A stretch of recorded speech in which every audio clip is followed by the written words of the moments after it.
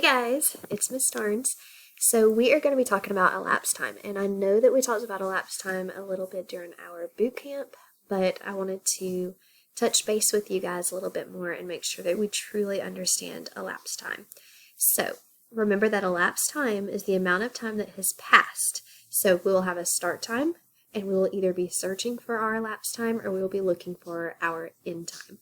So today I'm going to show you a strategy called a T-chart. And a T-chart is what you see on your screen, and it looks like a T. So here's how it works. So let's say we have a start time of 3:20. We're going to say this is 3:20 p.m. because none of us should be awake at 3:20 a.m. So under my start time, I'm going to write 3:20. Now we're going to start with our hours first. Now if I look, my elapsed time is given to me. So elapsed time is 2 hours and 10 minutes.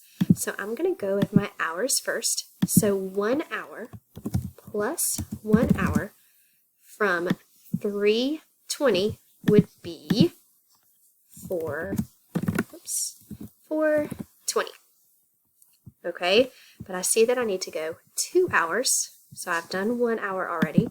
So now I'm going to add another hour. So plus 1 more hour to get my 2 hours in. So 1 hour from 4:20 would be 5:20. And I can stop there for my hours. Okay, so since my 2 hours is done, I can now move on to my minutes. So I'm now going to start with the 5:20. And now I can count by minutes. Now I would suggest you counting by 5s or 10s. 10 minutes is quicker. So I need to, well, actually we're going only 10 minutes. So I'm going to count by 10s here because that's easier. So plus 10 minutes,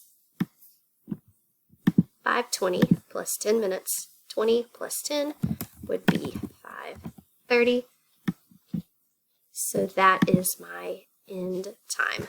5:30 is 2 hours and 10 minutes from 3:20.